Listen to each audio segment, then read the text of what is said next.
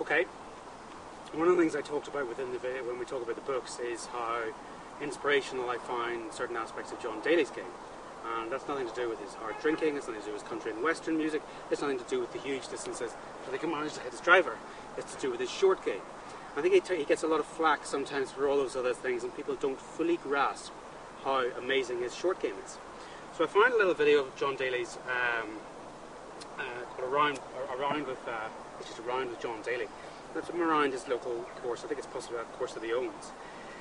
And he did a little trick that I got a huge amount of benefit from, and it's effectively the use of the left hand for your pitching and chipping and putting, actually, in terms of helping to stabilise and control your short game. And you'll notice that Tiger does a huge amount of left-handed putting in terms of practice. So again, like so many of these things, I kind of watched all of those things and absorbed and tried so many different aspects of the practice from so many of those great guys, and then I've just transported this into my own game, and a lot of them didn't work for me, but these did work. So this is a great tip from John Daly and from Tiger. So what he does is he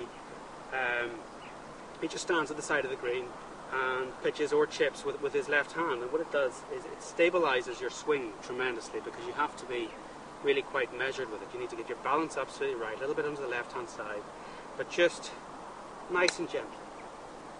So that's a little bit long. You're not that worried necessarily about how far these are going. What you're doing is trying to just get your feel right and get a nice clean stroke. Strike. So there we go, and that one's a lot better, because you start to feel, you know, a good sense of control over the ball. You can't wildly swipe away at the ball. That's a good one. You have to just keep a lovely clean backswing, and that's what he talks about. It forces a very clean backswing on you. I think that one too. And then when you finally go to hit the ball with two hands, you feel so much. You can do it. You can do a lovely soft light grip, and you feel huge amount more confidence with the club in your hand. So you can tend to hit it with a lot more confidence and feel and touch.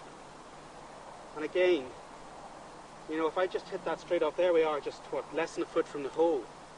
If I hadn't hit those four with my left hand to begin with, I sincerely doubt that I would have hit it as close as that. My practice regime, my short game practice regime, involves a huge amount of left-handed hitting, left-handed short game practice and left-handed putting, so that whenever I go out on the course, I have this feeling of softness in my hands, this feeling of control, because I've got the two hands that I can just play with it.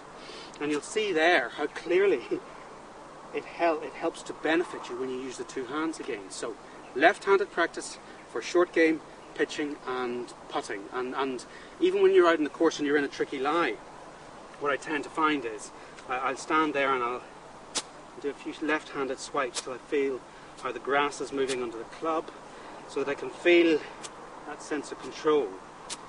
That sense of control that from the easy, smooth backswing and through.